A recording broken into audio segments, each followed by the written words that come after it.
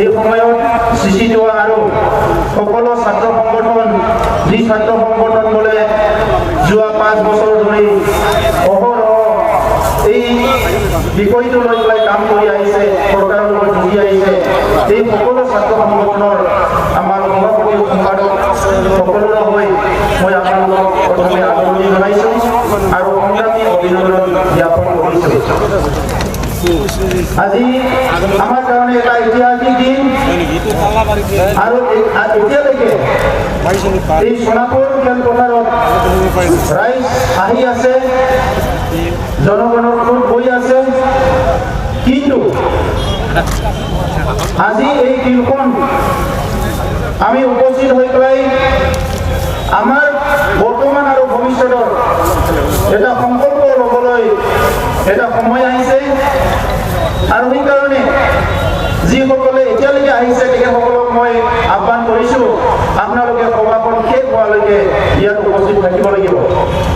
আৰু আনপিনে যিসকলে আহি আছে তেখেতসকলক ফিল্ডৰ মাজত আহিবলৈ মই অনুৰোধ কৰিছোঁ আৰু নিজৰ নিজৰ জিলা কমিটি, নিজৰ নিজৰ আঞ্চলিক কমিটি যিসকলে নেতৃত্ব দি লৈ আহিছে, মই সকলোকে অনুৰোধ জনাইছোঁ যাতে টাউন চহৰত ঘূৰি নাথাকি পেলাই দোকানে পোহাৰে সকলোকে ফোন কৰি ইয়াত মাতি আনে যে এই সভাখন শেষ হোৱালৈকে আমি এই সভাত উপস্থিত থাকিব লাগিব। যোৱা কেইবছৰ ধৰি আমি অসমৰ ৰাজনীতিক শুনি আহিছোঁ, নিৰ্বাচনী সভাত কোনোবা কৈছে শৰাইঘাটৰ শেষ ৰ'ল, কোনোবা কৈছে পানীপথৰ ৰ'ল, কিন্তু কোনোদিনে মাত মাতা নাই এই জনজাতিসকলে নিজৰ অস্তিত্ব ৰক্ষাৰ কাৰণে কি কি ৰণ দি আহিল, স্বাধীনতাৰ 70 বছৰৰ পিছত কি কি ৰণ দি আহিছিল, সেই ৰণৰ কথা কিন্তু কোনো কোৱা নাই।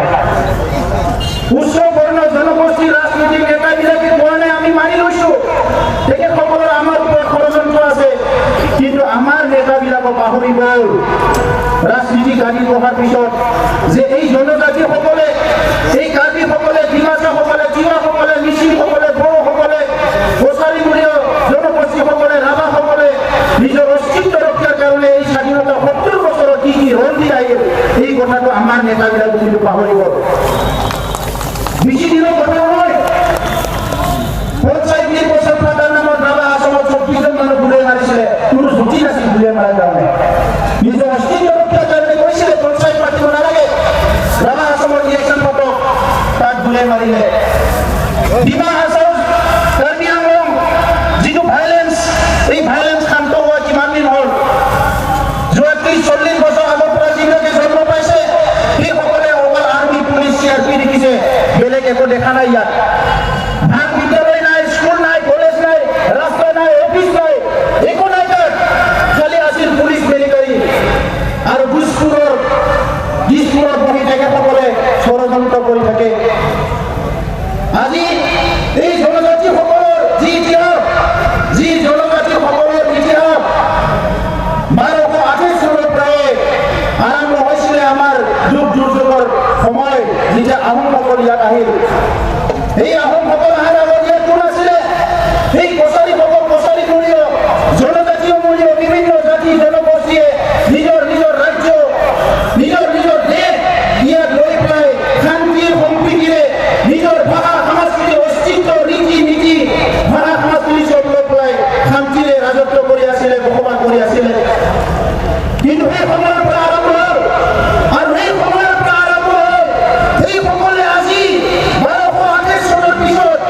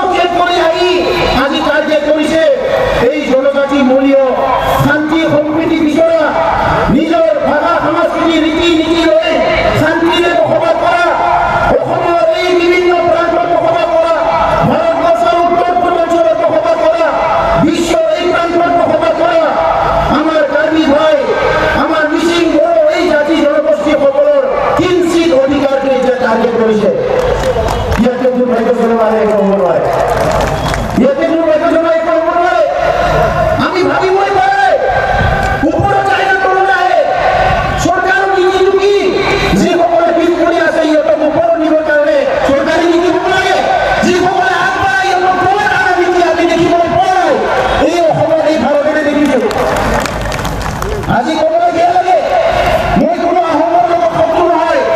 মই তেখেতসকলক মৰম কৰোঁ, সন্মান কৰোঁ, তেখেতসকলক ইতিহাস কৰি ভাল পাওঁ।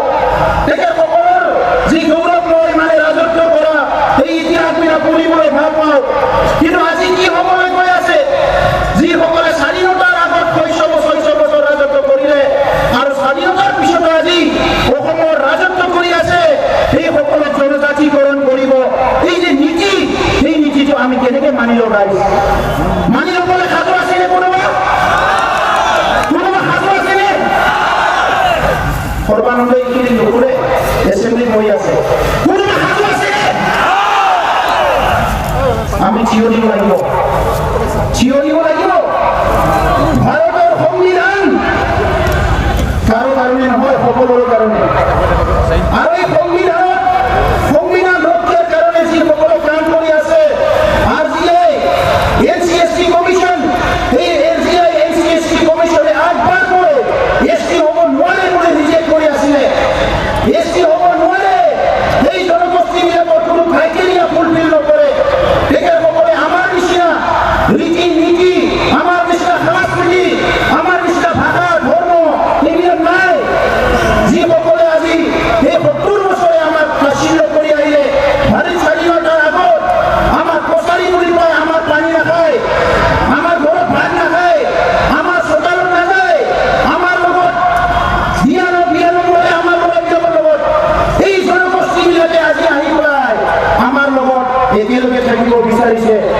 তেখেতসকলে সংকটত ভুগিছে নহয়, তেখেতসকলৰ অস্তিত্ব সংকট হৈছে, মই এইটো বিশ্বাস কৰা নাই, নকৰোঁ। তেখেতসকলৰ অস্তিত্ব সংকট ভোগা নাই। তেখেতসকলৰ টাৰ্গেট একমাত্ৰ এই জনজাতিসকলৰ যি কিঞ্চিত অধিকাৰ, সেই অধিকাৰত সোমাই পেলাই আমাৰ যি কিঞ্চিত বাচি আছে এইটো ধ্বংস কৰি পেলাই আমাৰ নিক্ষেপ কৰাৰ ষড়যন্ত্ৰ, ইয়াৰ বাহিৰে একো নহয়। কিন্তু পৃথিৱীত সকলোৰে বন্ধু আৰু সকলোৰে শত্ৰু হ'ব পাৰে। আজি তেখেতসকলে যদি ভাবি লৈছে যে আমাৰ মাত্ৰ 30 লক্ষ 38 লক্ষ জনজাতি আছে, তেখেতসকলৰ 1.5 কোটি আছে, 1.5 কোটি লৈ পেলাই আমি মানে যুঁজিম না, আমি 38 লাখ লৈ পেলাই আমি তাকে কৰিম। তেখেতসকলে যদি ভাবি লৈছে ভোটৰ অংক এই জনগোষ্ঠীবিলাকৰ এই ভূমিত কিবা যিমান তললৈকে আছে, এই 38 লক্ষ মানুহৰ কিবা কিন্তু ইয়াতে বেছি তললৈকে আছে। আজি কালি ভূমিত যদি মাটি খান্দি চাই 100 ফুট তলত, 200 ফুট তলত তাত কোনোবা আহোমৰ হাতী নাপাব, তাত কাৰ্বিয়ে হাতী পাব। আজি মিচিং অঞ্চলত যদি মাটি খান্দি চাই তাত তলত 100 ফুট 200 ফুট তলত কোনোবা ৰাজবংশীৰ হাতী নাপাব, ইয়াত মানে মিচিঙৰে হাতী পাব। এই কথাটো মনত ৰাখিব। আৰু এই খিলঞ্জীয়া মানুহৰ ভূমিপুত্ৰসকলক তিলকে আপোনালোকে মাৰি পেলাইছে। এটা সময়ত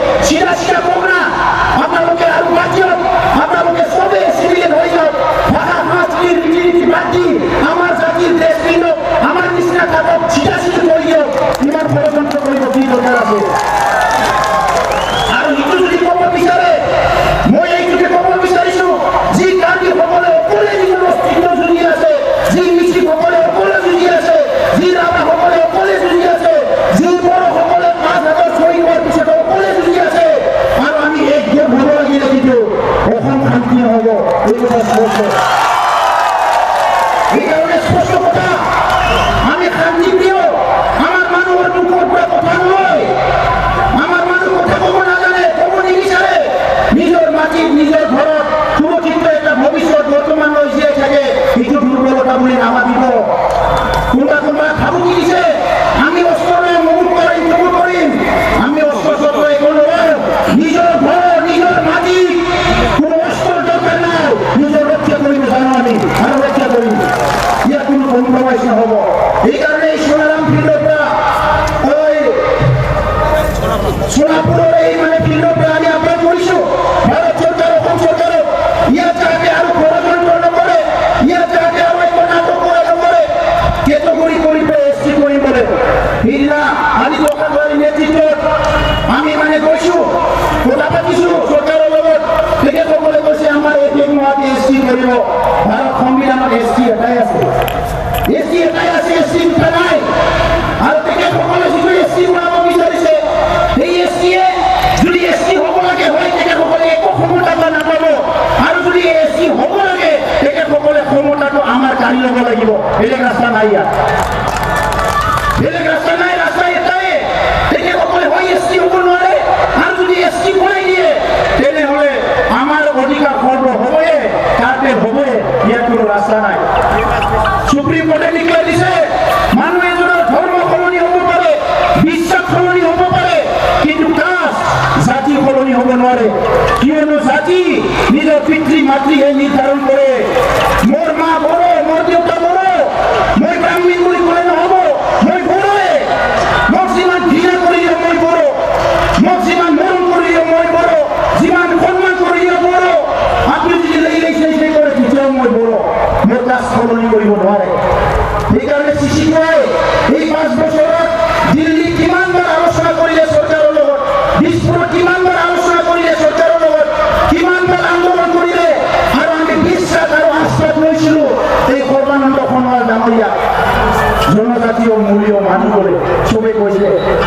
চিফ মিনিষ্টাৰ হোৱাৰ দিনা আমাৰ চবকে কৈছে, এতিয়াতো আপোনালোকে অন্তত খুচ হয় না, এটা জনজাতীয় মানুহ এছটি হ'ল, চাউখন জনজাতি হ'লে নহ'ব, মা দেউতা জনজাতি হ'লে নহ'ব, হৃদয়খন জনজাতি হ'ব লাগিব, আৰু জনজাতি হোৱা একো পাপ নহয়। আজি 21 শতিকাত বুলি তেখেতে ভাবিছে মই নিজকে জনজাতি কৰি ল'লে জনজাতি ৰক্ষণাবেক্ষণৰ কথা ক'লে পাপ হ'ব। পৃথিৱীত জনজাতীয় মানুহবিলাক বহুত আগবাঢ়ি গ'ল, আমাৰ নিচিনা একে মংগোলীয় মানুহ কেঁকোৰা শামুক খোৱা জাপান চাইনা চব বহুত আগবাঢ়ি গ'ল। সেই মানুহ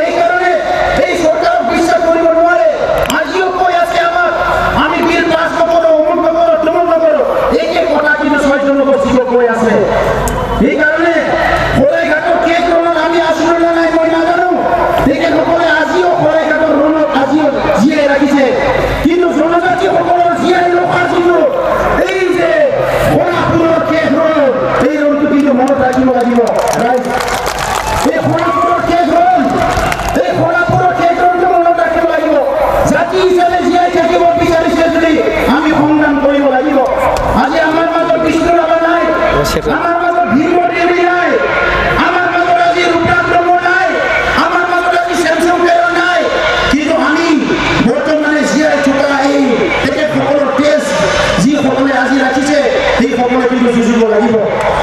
সেইকাৰণে ৰাইজ মই বেছি ক'ব বিচৰা নাই। আমাৰ খাদ্যসকলৰ নেতৃবৃন্দ আছে, সংগ্ৰামী নেতৃবৃন্দ আছে, সকলো ইয়াত মানে বক্তব্য ৰাখিব। আমি শিক্ষিত হৈ মই এইটোকে ক'ব বিচাৰিছোঁ যে আমি অতি শীঘ্ৰে চিটিৰ আৰু ইমাৰ্জেঞ্চি এটা মিটিং কৰিম। আমি ছাত্ৰ সংগঠনবোৰে মিলি আমাৰ পেৰেণ্ট অৰ্গেনাইজেশ্যন খাদ্য সভাৰ লগত মিলি কথা পাতি আমাৰ সংগ্ৰাম আমি কণ্টিনিউ কৰিব লাগিব। আমাৰ হাতত বিকল্প নাই। সেইকাৰণে প্ৰথম বস্তু হ'ল সংগ্ৰাম, আন্দোলন। আজি কেৱল সকলে আন্দোলন কৰিছে, কেৱল আমাৰ মূল আছে, এজিপি আছে, কংগ্ৰেছ আছে, বহুত আছে। আপোনালোকে টিভি চাইছে পেপাৰ? আজি ইয়াত কেইটা চেনেল আহিছে, কেইটা চেনেল? দুটা বা তিনিটা, এটা দুটা চেনেল আহিছে। বহুত নিউজ পেপাৰ কালি এইখিনি মানুহ যে ভোট হৈছে ইয়াত নিউজ নোলাব। এতিয়া চবে মানে মাথা ঘূৰাই লৈছে যে জনজাতি কৰক অসম বাচাও, জনজাতি কৰক অসম বাচাও। আপোনালোকে নিজে সংগ্ৰাম কৰিব নোৱাৰি বেলেগৰ কাণ্ডত এই সংগ্ৰামটো জাপি দিবলৈ চেষ্টা নকৰিব। আমি নিষ্ঠাৰে সততাৰে আত্মাৰে আপোনালোকৰ এই যে সংগ্ৰাম, আমাৰ সংগ্ৰাম চিটিজেনশ্বিপ এমেণ্ডমেণ্ট বিলত আমি সদৌ অসম ছাত্ৰ সন্থাৰ নেতৃত্বত যোগদান কৰি আহিছোঁ। আজিও কৰিছোঁ, আগতো কৰিছোঁ, কোনো স্বাৰ্থ লৈ কৰা নাই। কিন্তু আজি জনজাতিসকল জানিবলৈ সময় আমাৰ কথা কিন্তু কোনো ৰাজনীতি দলে কৰা নাই, কোনো নেতাই কৰা নাই। এই কথাবিলাক কিন্তু মনত ৰাখিব ৰাইজ, এই কথা কিন্তু মনত ৰাখিব আৰু এই ভুলটো নাই নকৰিব। আজি বিজেপিয়ে কিন্তু আনিছে, কংগ্ৰেছে কি কি মনে মনে আছে কোনো কথা কোৱা নাই। যিমান দল সংগঠন আছে কোনো আমাৰ ক্ষেত্ৰত এই কথা কয়, জনজাতিসকলৰ ক্ষেত্ৰত এই কথা কিন্তু মনত ৰাখিব।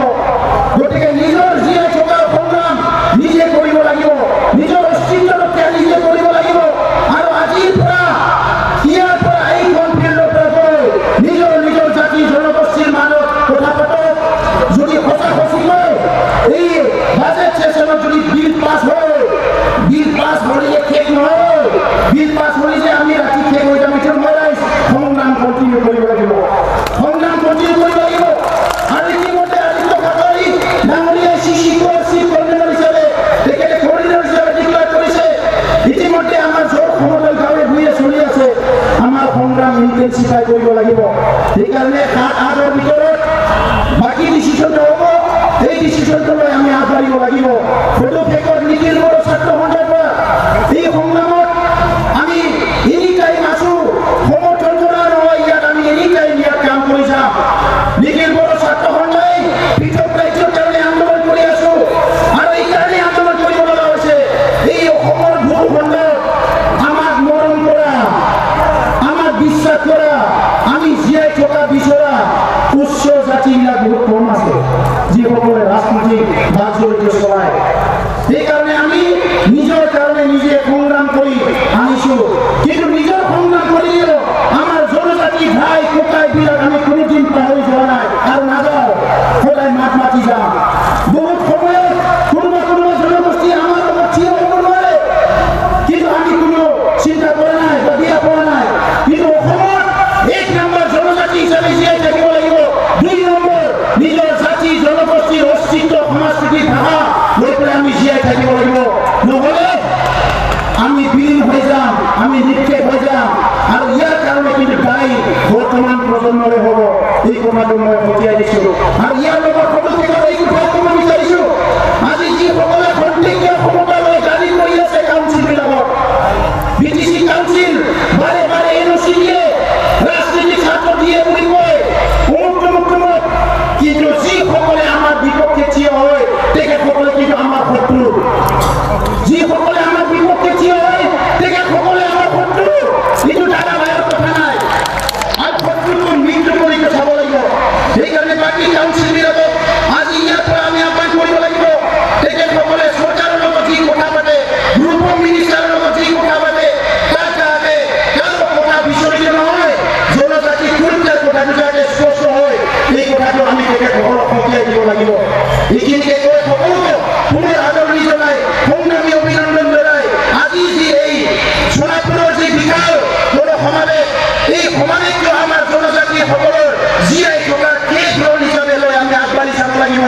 এই কথাকে আপোনালোকৰ পুনৰ এটা সংকল্প হিচাপে মনত ৰাখিবলৈ আহ্বান জনাই মোৰ বক্তব্য সামৰিছোঁ। ধন্যবাদ।